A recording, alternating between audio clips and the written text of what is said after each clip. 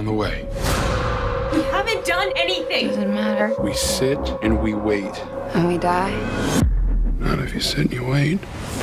Welcome to Bomb Squad Matinee, you fashion punk clown motherfuckers. I am your host for this evening, Tim M. Sullivan, and I am joined by... Hi, I'm a Star Trek fan, and this movie's giving me some really fucking confusing emotions.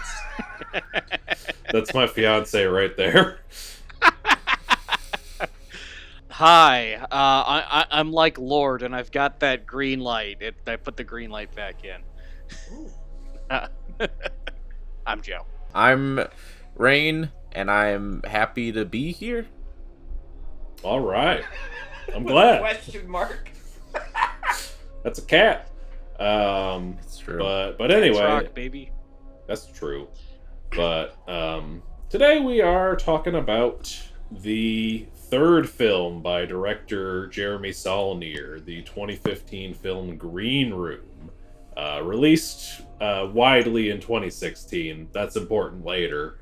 But yeah, this is a movie I've been excited to talk about. But before we get into the movie, we of course have our warm-up question. And I thought about doing, like, favorite movie where Nazis get owned, but that would just be 20 minutes of us talking about Inglourious Bastards and Raiders of the Lost Ark. And we did both of those movies already. So instead, I decided to pose a question that's posed in the movie, which is, what's your desert island band? If you're not familiar with the question, basically the idea is if you were stranded on a desert island.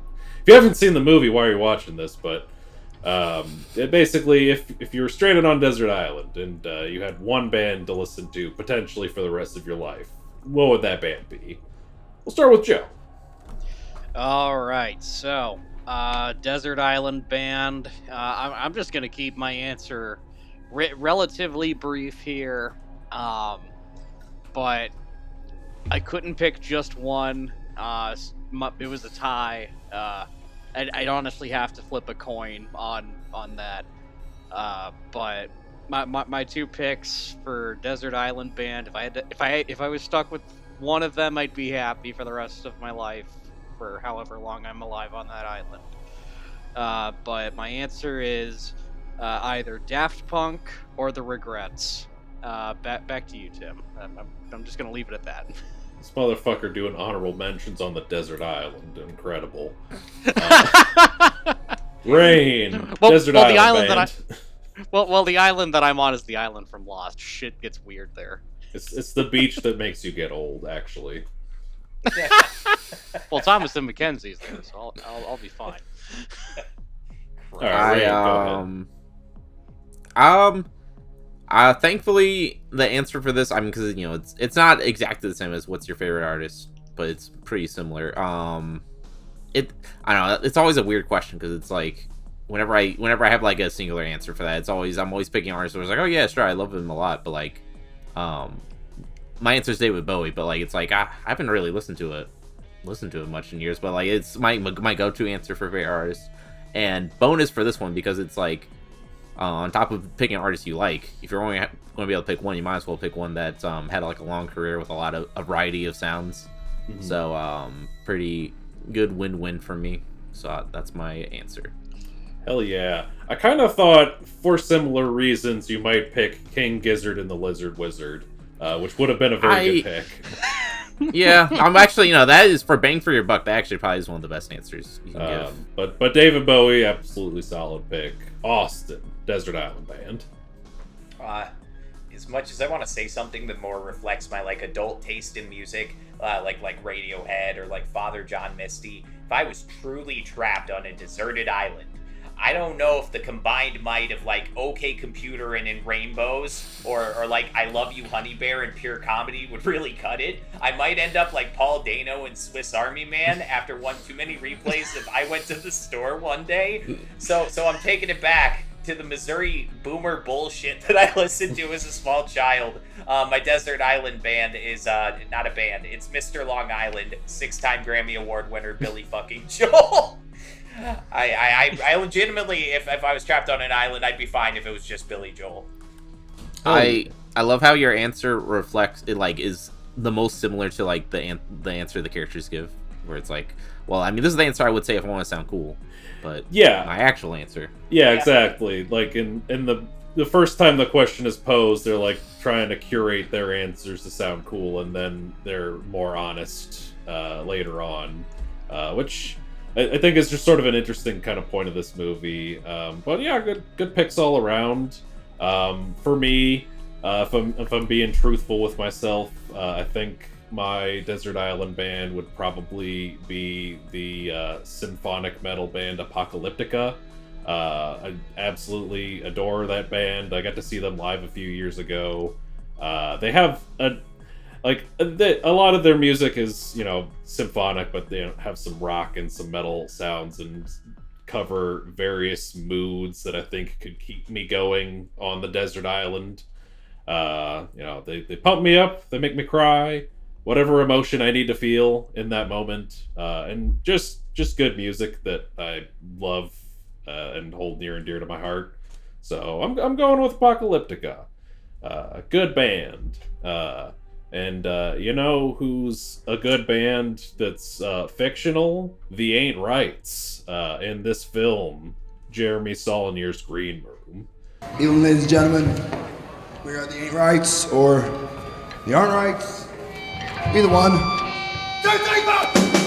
Fucking no religious code. Pump me thinking for yourself. You ain't hardcore cause you spike your hair, but the jump still lives inside your head.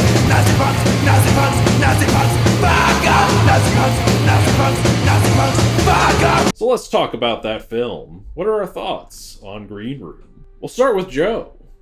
All right. You know, I'm pretty sure everyone has at least a couple of movies like this, but it's like, you know, it's like you have like those movies where it's like you acknowledge that they're great, but man, oh man, it's either gonna take the right mood, a lot of effort, or a lot of time before you ever rewatch them again, just because like they're that like visceral of an experience. Like you can probably like list off a couple, like Schindler's List, completely different tone and genre, Cannibal Holocaust, like movies that just are like they make you sick to your stomach. They're high intense in certain emotions, like they're great, don't get me wrong, but man oh man, it's gonna take a lot for you to go back and rewatch them. A great, I almost called it Green Book. That keeps happening in my head sometimes. And it's like, God damn it! Why did another movie with the word green at the beginning have to happen? At least Soylent Green had the decency to have green be the second word and come out several years prior. Exactly. And the Green Knight starts with the. Yeah, exactly. But Green Room it is definitely like one of those movies where it's like I acknowledge that it's a great movie, but man oh man, that movie is anxiety meets hard to watch gore meets just miserable feeling, like from beginning to end, like and that's just something that Jeremy Saulnier is a big old proponent of. I don't want to flat out call his movies misery porn, but they kind of like lean heavily into it. If you've not seen Blue Ruin, watch Blue Ruin. I've not seen Murder Party. I need to get on that. But yeah. This is probably by far and away his most miserable movie. It's not a fun watch. It's a very slow movie too. Like, and I would call this movie action-packed, but not in the action movie Marvel kind of way. Like, the action in this is like, it's very quick, it's very visceral, and very like grounded, quote unquote. I'm gonna say it's very intense. Man, oh fucking man. The gore effects in this are fucking off the wall, and like they are hard to look at. In particular, Anton Yelchin's arm. I mentioned that in the group chat earlier. But yeah, effects work. It's fucking great, but hard to look at. It's very goddamn slow. They're stuck in that room for like most of the goddamn movie. And a lot of it is just them like planning and planning and planning, and then, oh, okay, we're gonna try this. Fuck, that didn't work. It's like every time they take a step forward, they gotta take 3 steps back. It's a mildly frustrating movie in that regard too, because you're just like, fuck, I want to get out of here. It really does a good job of putting you in the mindset of like these characters, and you just want to get the fuck out of there like they do. I could probably go on, but I've been going off a little bit for a while here. I will pass it off back to you, Tim. Good movie. Good stuff. Yeah, I haven't seen Saulnier's other movies besides Blue Ruin. I've just seen Blue Ruin and Green Room. Apparently somebody asked if like colors was going to be a theme in his movies, but he's like, no, this is actually just the I forget the exact words he used, but like incompetent protagonist thing. I thought it was the it was like inept protagonist trilogy? Inept. Something yeah, like the that. inept protagonist. It's like the trilogy. bullshit happens, or I don't know. I forget what it was called. It's like, yeah, Murder Party, Blue Ruin, Green Room, or the inept protagonist trilogy. Yeah, good stuff all around. Austin, thoughts on Green Room? I actually forgot until it was announced at the end of the Sinners podcast that not only were we doing Green Room, but that I had signed up for Green Room. I had to check like my hard drugs calendar to see if I'd smoked any crack in the last few months, but there were like no entries. So it's kind of inexplicable how I got on the spreadsheet. You see, the last time that I saw Green Room was when this came out back in 2015, and it really quickly made my list of movies so fucking dreadful that I vowed to never watch them again. Joe was kind of talking about this. You think of shit like 127 Hours is on my list, Dear Zachary, Caligula. I really don't like Caligula. Weirdly enough, Blue Ruin didn't have the same effect on me, probably because the main character, like, isn't trapped in a small room that's besieged by well-trained Nazis. So I did a couple of weird things. I listened to the Blu-ray commentary first while, like, cleaning my house. See the vacuums back there. And I watched the movie itself while running on the treadmill. That commentary helped a lot. Not only did it help me distance myself from this, like, sad fucking movie, but it also gave me a more accurate interpretation of who Jeremy Saulnier is as a person. Turns out he's kind of, like, in my read, a goofy dude. Spent his 20s in a hardcore band, like the characters in this movie. He says really funny shit. Like how he had to make Green Room as quickly as possible after the success of Blue Ruin before anybody figured out he was a fraud. He talks about like how the stabbing in the beginning of the film was based on like a prison documentary he saw on cable that upset him so terribly he told his therapist about it. All this, like, it made the movie seem more approachable, getting to know this guy a little bit. And as for the treadmill, that had this awesome effect where it made me really appreciate the movie's pacing. Like, I'm contrary to Joe in this respect. I remember this picture being almost suffocating. But on the rewatch, this screenplay was tight like a fucking drum. Plus, I think Saulnier should get credit for, like, drawing a line in the sand past a certain point.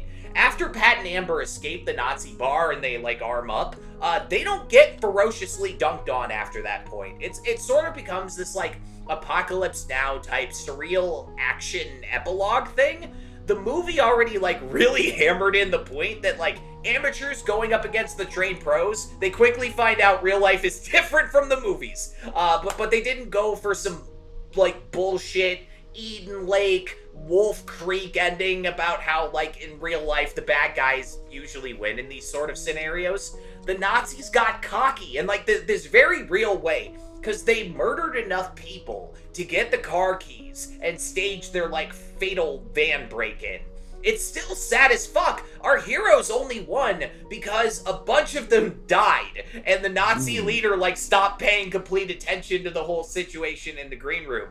But the true-to-life kind of, like awkward bluntness of violence, it does cut, like, both ways. as much as the Nazis could totally fucking steamroll the band when they're trapped, once they're out and they kind of get armed, they could just as easily, like, catch these dudes off guard and fuck their shit up. Jeremy Saulnier talks about this, like, in the commentary. That whole paintball speech that Pat gives is based off something that happened to him in real life. With this fellow filmmaker, I think IMDb Trivia got his name wrong. I think in the commentary, the dude's real name is Rick Spears. I may be incorrect on that, but I, like, wrote it in a note. Him and Rick, they got pitted against these two Marines in paintball one day because they didn't have enough dudes to, like, rent the whole field. So they get these two Randys, and they're, like, fucking Iraq war vets, right? And Rick actually, like, won the third match by going, like, full-blown fucking crazy and wiping the entire team out. That whole thing about, like overcoming the odds by flipping the fuck out and going berserk. It kind of, like, I even have a story like this while I was, like, playing Capture the Flag when I was 10. It's like a weird sort of, like, miracle when novices can win against, like, real warriors by losing themselves in this, like, kind of bizarre, crazy mindset. It's kind of like punk rock in a way. But yeah, I absolutely fucking love the movie this time around. It's paced really well. The screenplay feels authentic as shit, and it rewards people who go back for a rewatch. Shout out to Prosthetic Renaissance in New Jersey. That chopped up arm is fucking diabolical. That same shop, dude, they went on to do the Penguin's face makeup in the Batman. They have a really solid portfolio. Hell yeah. Also, a big shout out to Chris Connolly and Lucian Harriet, the VFX soups on this. You can find Connolly's VFX breakdown for this movie on his website, 67nights.com, nights spelled with an N. Just a fantastic fucking film, like, big 8.5 out of 10. Super happy I was forced to rewatch this thing. My opinion of this movie has dramatically shifted after a decade. Seriously, thank you, Tim. Also, back to you, Tim. Hell yeah! I'm glad you were able to get more appreciation in this rewatch. It was funny looking at some of that trivia stuff and seeing how much this movie is. This happened to my buddy Jeremy. It's fascinating. Also, dude, every piece of trivia on IMDb, that's all from the director's commentary. There's not much out about this film. There's, like, a Reddit AMA he did, the commentary, and, like, 8 minutes of bonus features. Not much. There's like a 10-minute little making of featurette thing. I popped it on. It's there's just a lot of people talking about, this movie was great to work on. There's a couple of fun little bits we'll get into, but good stuff. Rein, thoughts on Green Room? This is my first time watching it in quite a while. Saw it a couple months ago with my girlfriend. I remember being like, oh man, I haven't seen this since 2018. And then I looked up when it came out, 2015. I was like, oh geez, it's been a decade. Oh geez. I've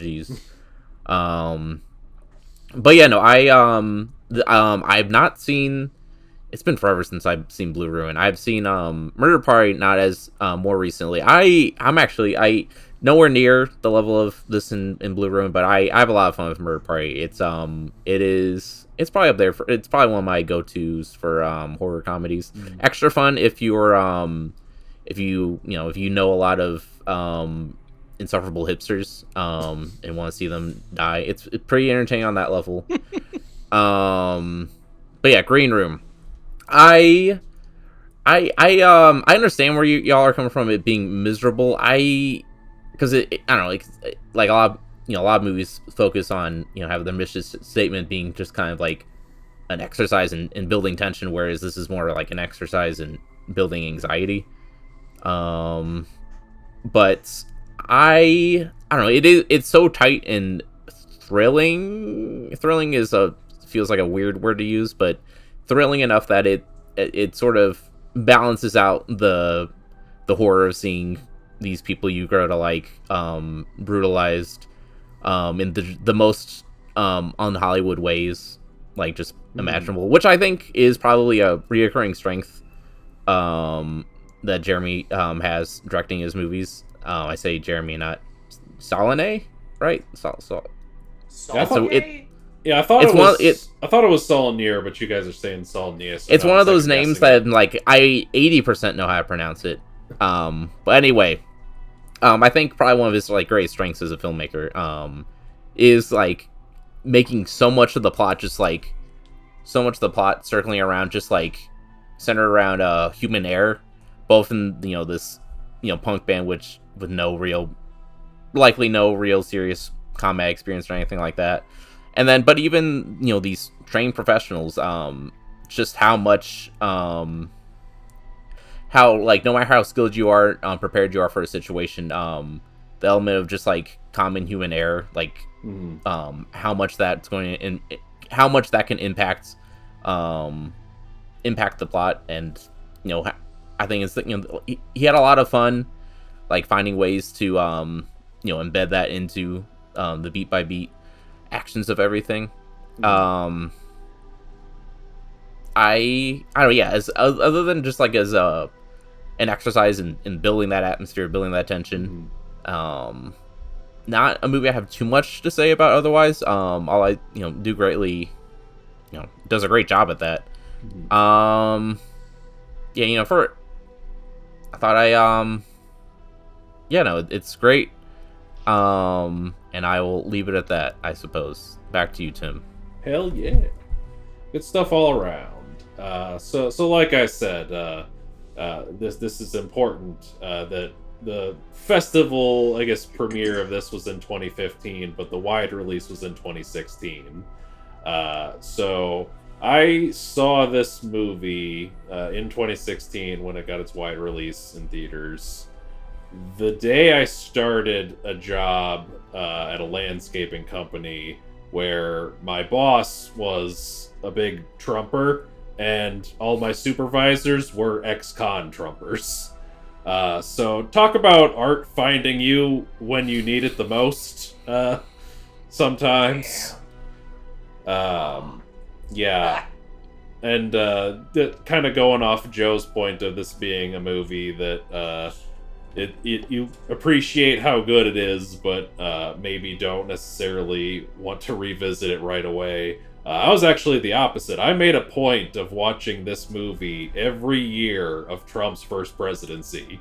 So now the cycle continues in Trump 2. Damn. That tracks. Yeah.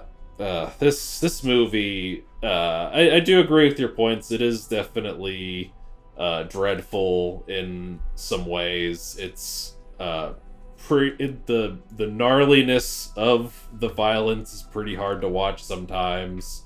We've all talked about the fucking arm scene. That is just an incredible, just visceral effect. Fun fact, a few years ago, me and Rein were at an A24 party. So I came dressed as Anton Yelchin's character from this movie, and I had like a plastic bag wrapped around my arm with duct tape on it. I remember. It's coming back to me. That was a good one. Yeah, you were Tommy Wiseau from The Disaster Artist. Yes. Hell yeah. Good stuff.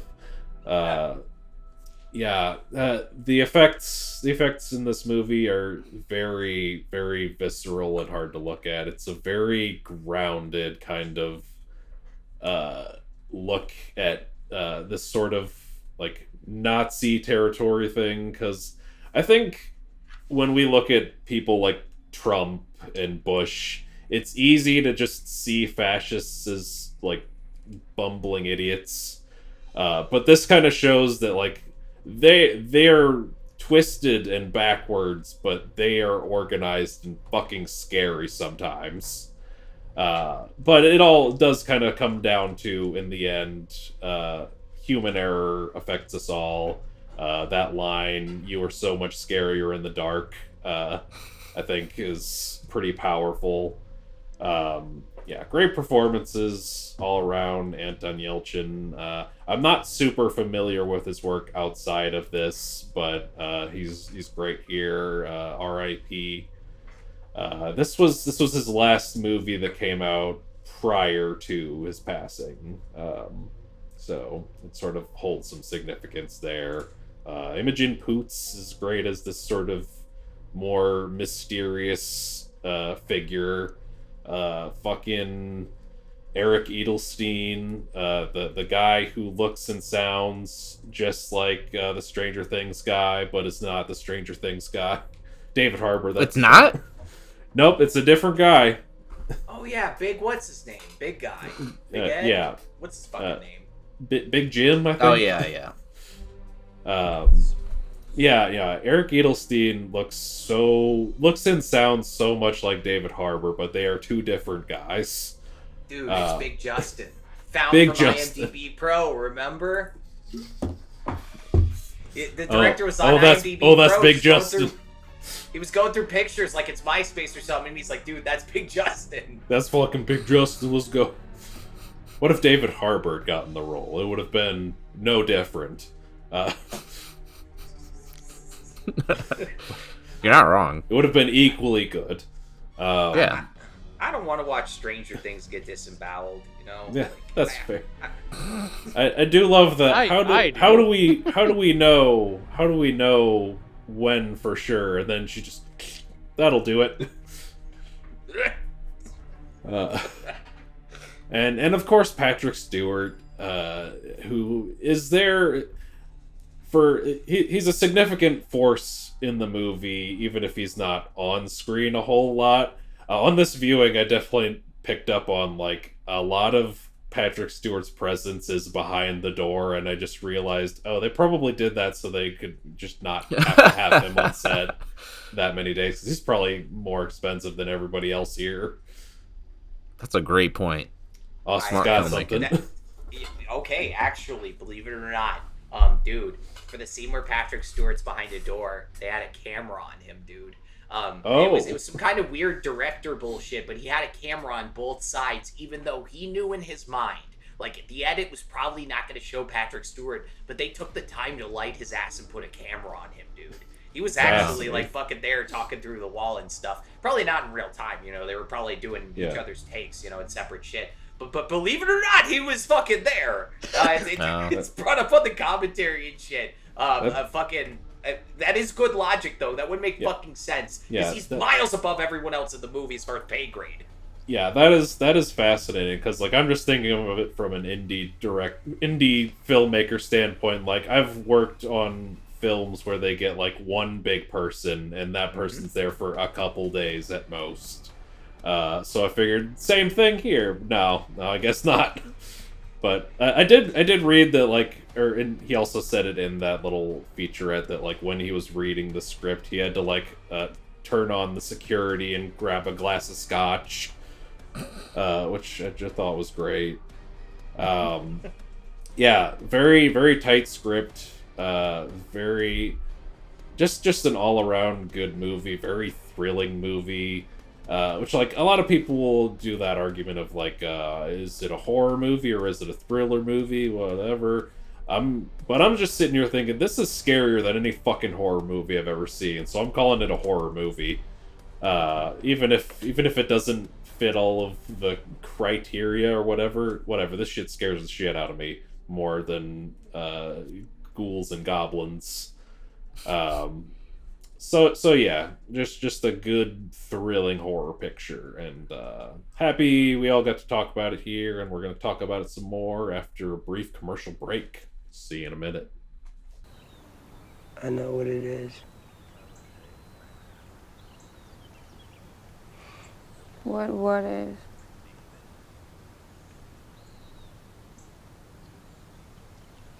Our desert island band.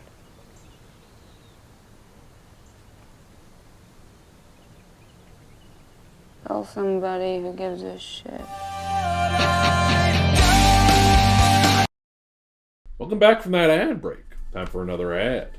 MoviePalette.com. It's a website where you can get these little art pieces that have thin lines of color representing the dominant color of each frame of a movie. I got one up there for the film Mandy. It's a little distorted because of my green light, but it's there. You can get one for Green Room or Blue Ruin or Murder Party. You can probably get one for Rebel Ridge. I still need to see that movie. Same. But you can get one for any movie you want. Even if they don't have it on the website, you can pay a little extra to get one custom made. So go to moviepalette.com and enter promo code SQUAD15 to save 15% on your order. Thanks for watching. Now back to the show. Alright, let's get into some general discussion.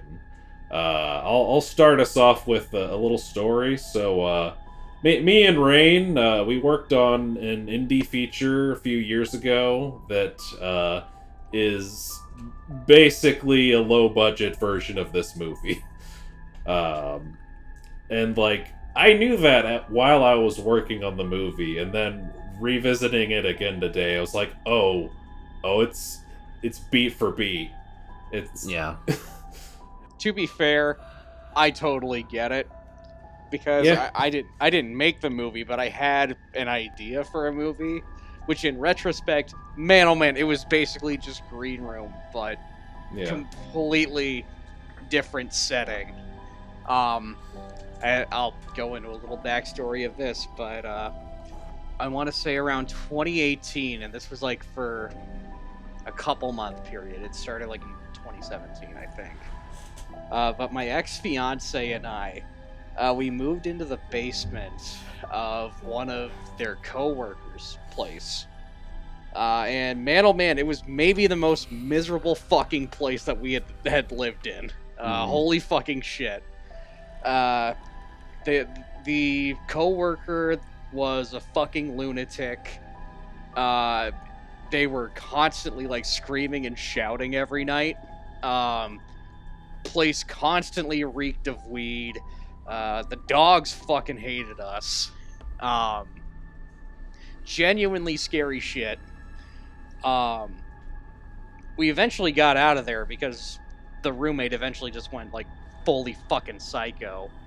But like the entire time I was there, I was like, you know, I've got a really good idea for a movie here. Where it's like this couple moves in. It's basically our situation, but shit goes south. And then I realized I'm just basically making fucking Green Room in this fucking house. I do love that filmmaker thing of like basing a movie idea off of a place you went to one time or lived in for a while. Yeah.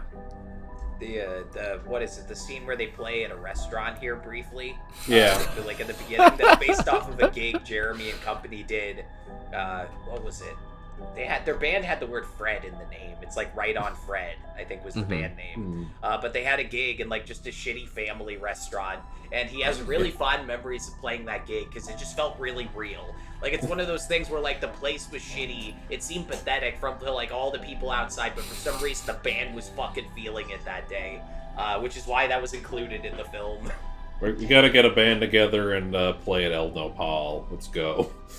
You can't see it, but I'm like quietly chuckling to myself. Austin, you had said like that his band was like named like Right Hand Fred or something. What was it named? It was like Right on Fred, I think. Right on Fred. Do you think the owners thought maybe we can just trick these people into thinking we got the I'm Too Sexy guys? That we got Right Said Fred. Yeah. Do you think that was their mentality? It's like, oh, okay, we can get people in here. We got the I'm Too Sexy guys. Jeremy, Jeremy, shave your head. Fuck, I'm doing bad journalism. I gotta find his actual band name. All I know is they were doing like a Turn Right on Red thing, but like it was Fred on the end. And now when I'm Googling Jeremy Saulnier band, I'm not getting shit. What the fuck? I had this before the show. One thing I did want to bring up is like all of the songs they play outside of Nazi Punk's "Fuck Off." All of those songs are covers of songs that like bands that friends of theirs were in played in like the 80s. So they like gave the actors these songs. They were like, you need to know these songs in your sleep, and they fucking killed it. I think the cast across the board was great. I think. No Turn on Fred. Oh, okay. No Turn on Fred. Yeah. So harder to fuck up that booking. Harder to trick people. Damn Not a it. bare naked lady situation. Damn. Has Imogen Poots done anything really noteworthy since this? She like I gone feel fucking like I've crazy in a seen film? her name come up, but I can't remember what for. God, what was the last thing that she was in? Jesus Christ. It's Look it up. yeah, no, it's a shame. She was real good, but yeah, I don't of the band members besides Yeltsin, I don't think I've seen them in anything else. Oh, Aaliyah Shawkat. Yeah. Aaliyah Shawkat was just in Blink Twice. I haven't seen it. She was maybe in Arrested Development. I haven't seen that either. And that was a long time ago. Okay, she was a little child. Blink Twice just came out. It's got Channing Tatum, Christian Slater. Oh yeah. A lot of women who are the focus of the film, who have names. It's a great fucking film. Oh, she was in Imogen Poots was in The Father. Wait, wasn't that movie Ass? Was that the one that was Ass? Because the Son was the one that was Ass. Thank you. I knew one of those was great and one of those was Cheeks. That was the Holy Spirit, though. Good question. We're still waiting on him to make it. The trilogy. We gotta complete the trilogy. Dude, she's also in that terrible Black Christmas movie. I forgot about that. Dude, have you guys heard about fucking Well, they can't all be Green Room. Yeah. Have you heard about Pat's Desert Island Band, the little ARG? No, Pat never says it's Desert Island Band, right? And Jeremy Saulnier said in the director's commentary when this came out on Blu-ray back in 2016, there were two answers. And one of them we found out was Creedence Clearwater Revival, because Sinister Purpose plays over the credits. That's the reason there's a CCR song in the credits. It's because that's one of Pat's Desert Island Band picks. But the other one, to this day, it's like an Eraserhead thing. It's a fucking secret. So apparently at a Q&A, Jeremy Saulnier whispered in Anton Yelchin's ear. He was like, hey, the other Desert Island Band is this. And now one of the two parties is fucking dead, so we can't squeeze it out of him. And he hasn't told anybody. And people have been guessing for a fucking while to try to get the answer to this shit. My guess is it's either The Clash or The Beatles. Those are my two. And Jeremy, if you fucking watch this, you have to confirm that those are incorrect. Or correct. Those seem like two very reasonable predictions. I think his real Desert Island Band is Real Big Fish. I think that's his real. That's the one he didn't want to admit until the very end. And Imogen Poots is like, tell someone who gives a shit. Dude, you just summoned Tanner. You can't just say Real Big Fish like that. I was trying to think of some ska band that would activate Tanner. The Mighty Mighty Boss Tones. That's Tanner. The one I was trying to think of. Tanner, come out! Also, there's that goofy story. What was it? Macon Blair, the guy who was the star of Blue Ruin, has actually been best friends with Jeremy Saulnier for like fucking ever since like high school, I think. Yeah. That's not one of it. That guy. What's the actor's name? Macon Blair. Mick Blair. Macon Blair. Yeah, he's like one of those actors for me where I'm like, if I see, because there's like that one meme from a few years ago where it's like the four horsemen of like this movie's going to be asked, where it's like Jack Black, The Rock. I'm sure you guys and a lot of the people watching this have seen it, but I feel like that guy, he should be in the reverse one where it's like, if this guy's in something, it's going to be good. Yeah, and he's going to be great. Never disappoints. Love that guy. I will say this though, Macon Blair has every time I fucking see that guy, I always have to like either IMDb or Letterboxd the movie that I'm watching that he's in, because every fucking time, I swear to Christ, I think he's one of the Duplass brothers. Like they have like very identical looks. I can kind of see that. Also, speaking of Macon Blair, I'm just gonna shout out, yay! The Toxic Avenger movie's actually coming out. Yay! Of course he's in that. He's the director of it. Rated NC-17 for mutant penis. I just found this out yesterday. They're releasing it unrated for like a bunch of shit. You know what? I was gonna say after Terrifier 3, thank fucking Christ. I'm glad unrated movies are making it back. The one good thing that came from Terrifier 3. Everything else is shit. Dude. So there's a funny moment on the commentary, because they've been friends forever, where Patrick Stewart is like, they're smarter than you, and fucking face palms Macon Blair. And Jeremy just fucking cracks up about it on the commentary, because it's like, dude, that's my best fucking friend getting face palmed by the card. That fucking rocks. Let's go. I think they're smarter than you. I did see something about how like Macon Blair had to like get custom temporary tattoos of like Nazi shit, and they kept rejecting him, and they had to prove that this was a movie they were making the tattoos for. Yep. The like vendor who was giving him the tattoos was like, no fucking way, I'm making these. He had to show receipts, otherwise they wouldn't give him shit. I was on a tattoo chair once, and like I guess some guy it wasn't like Nazi shit, but like he was trying to get some like Nordic shit tattooed on him for like family significant reasons, but like the tattooist was just so concerned about drawing that shit on him. Like, yeah, tattoo artists are gonna be careful about what they draw. Yeah, Norse paganism, that's like a minefield. It's like, are you either 50-50 you're chill, or you're secretly like so hate Jews so much that you're like, I can't even like Jesus. This is a big reason why I don't get the brand from Berserk tattooed on me, because I feel like that would easily get confused for some Nazi shit. Yeah. Yeah. Dude, guess what this movie has in common with Christopher Nolan's Interstellar? Take a guess. They're both called Interstellar. They both have the same title. They both got green in them. They both feature Nazi punks fuck off by the Dead Kennedys. Let's go. They both productions. Wait, hold on, what? It's only in the IMAX version, bro. Yeah. They both had to purchase a bunch of corn for the production. They both had to purchase cornfields for the shoot. For Interstellar, there's that funny story about how they actually made a profit when they sold the corn. That's why studios love Nolan so much. He's pulling shit like that. He's like, oh, I actually made you $100,000 with corn. But with this, it was like something like, I think that there was like gonna be a harvest, I think is the story. And so they were like, wait, please don't harvest the corn. We need it. And they're like, well, you want to buy this corn? And they're like, fuck. So they had to buy like 2 acres of corn to crash the man into. But, yeah, I remember also seeing like, because we were talking about how like this is a lot of sort of stories from Jeremy Saulnier's past as like a punk person, and like the cornfield being the first thing was like such an important thing, because she's like, yeah, waking up in a cornfield. Whom amongst us hasn't done this in the punk rock days?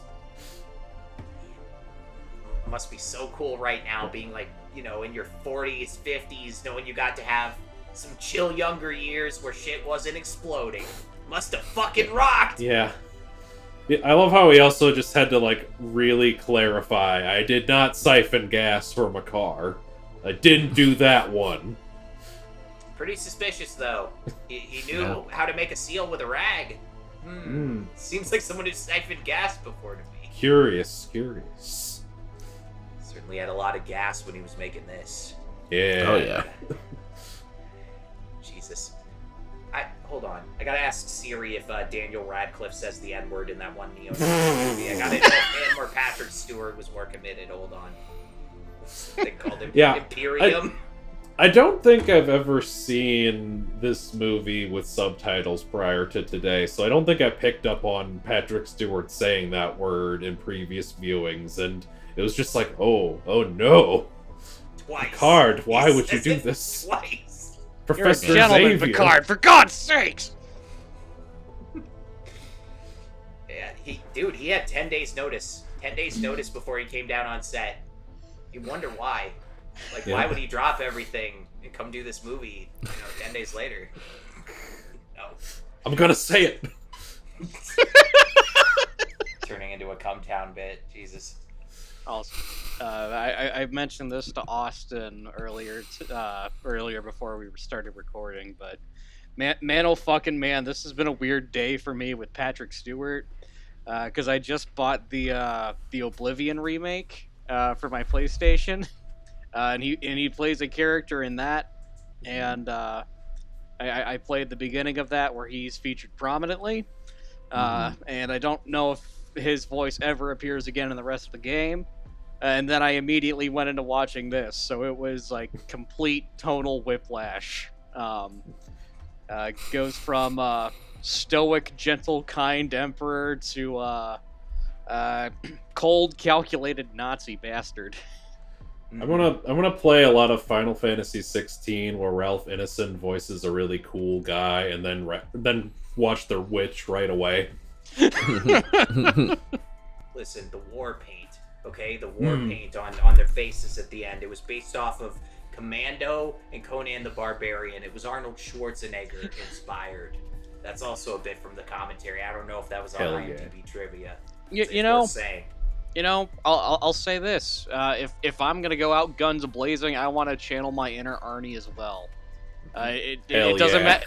It doesn't matter what fucking movie that's from. It could literally be I'm going out and I'm channeling Arnie from Jingle All the Way. I'm still going out like fucking Arnie.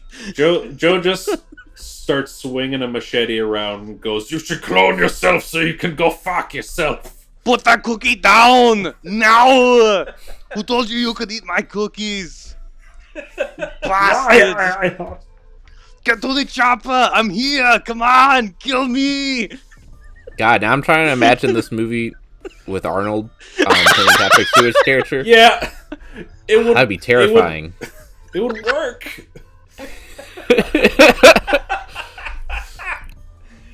Remember, right. You know, it's this a was movement, not a party. You know, this was right around the time that he did Maggie, so he was doing like low budget independent stuff. So, and his dad was a Nazi, so I mean, Was he? apparently not like a SS or like an officer, but like he, yeah, I mean, something like that. He was a party member. He was alive during the Nazi party. Yeah. Yeah. Damn. Well, at least Arnie's got good politics. Wait. Sometimes. I mean, he's sometimes got good politics. For a Republican. Was elected to lead, not to read.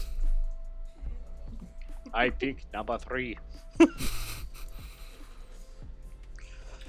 Jeremy Saulnier's fucking Desert Island Band. Mentioned on the commentary. Oh. Black Sabbath. Hell yeah. Yeah.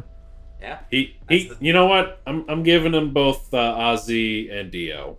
He gets them both. No caveats, man. No caveats. Dude, one thing I fucking want to write a screenplay like this someday is the fucking so I watched this whole thing. I was locked in. I was literally fucking running in place on the treadmill. I missed so many fucking things. Okay, I'm embarrassed, frankly. I read a write-up after this, and I was like, was I fucking blind? Was I drunk? Okay, so Tad, he's vacuuming up his apartment at the end.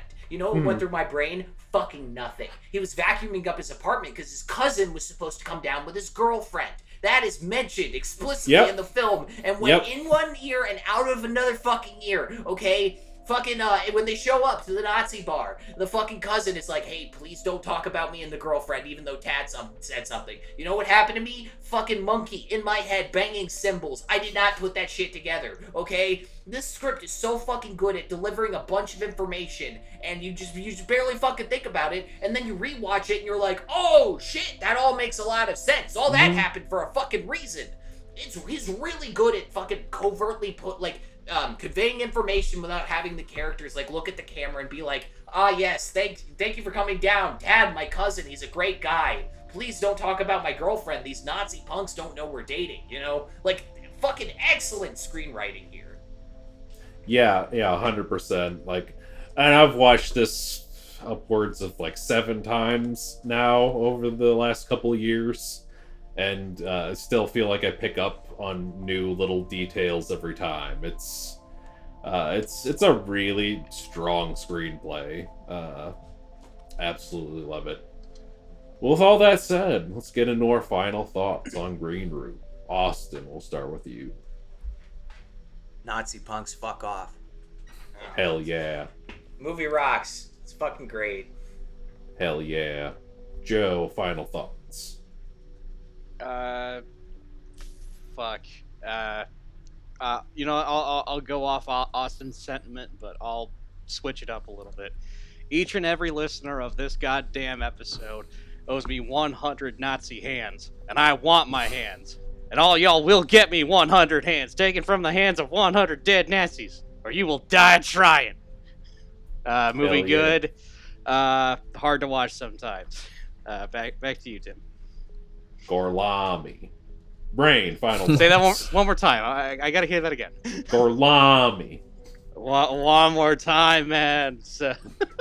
Rein, final thoughts. Great movie. Nazi punks fuck off and all that stuff. But also, with all this green light we all have this episode, I just kept thinking like we should be drinking like absinthe or something. That was just something that was on my mind. I wanted to mention before we hit not record. Back to you, Tim. So true. Great stuff all around. Love this movie. Wish I wasn't returning to the tradition of watching this every year of the Trump presidency, but at least it's a really good fucking movie. Great performances, great script, visceral special effects, and a banging fucking soundtrack. Go check it out if you want to have maybe not a fun time, but enjoy a very good, scary movie. Be sure to plan your day around it. Plan your day around it. Man, I watched Blue Room, went to work, and watched Green Room. It's been a day. Holy fuck. With all that said, that's gonna do it for this episode of Bomb Squad Matinee, and thank you for tuning in. If you're listening on the audio platforms, be sure to leave a review. May or may not boost us in the algorithms, but in any case, we like feedback. We like thumbs up and whatever your podcatcher of choice does. And if you're watching on YouTube, thanks for watching the video. Leave a comment below. Let us know. What did you think of Green Room? What do you think of Jeremy Saulnier's works? Do you think Nazi punks should fuck off? The answer is yes, but comment below and let us know. And while you're down there, hit the like button if you like the video. Hit the subscribe button if you want to see more. And hit the bell icon to shoot Patrick Stewart in the head. In the movie! Not the real one, in the movie. He's a nice guy. The real Patrick Stewart, cool guy. His character in this movie, not a cool guy. No. And if you'd like to support our channel further, you can donate to our Patreon. The $5 tier gets you access to some commentary tracks. We just released one on the original Godzilla movie. Probably going to do one soon on Sonic 3. We surely will be doing others in the near future. We got a pretty decent back catalog of little commentary tracks you can put on to listen to us talk as you watch movies. And if you donate to the $10 tier, you get that plus a shout out at the end of the episodes. So many thanks to Tanya Kraft. We appreciate your continued patronage of the channel. And if you too would like a shout out at the end of the episodes, just donate to that $10 tier.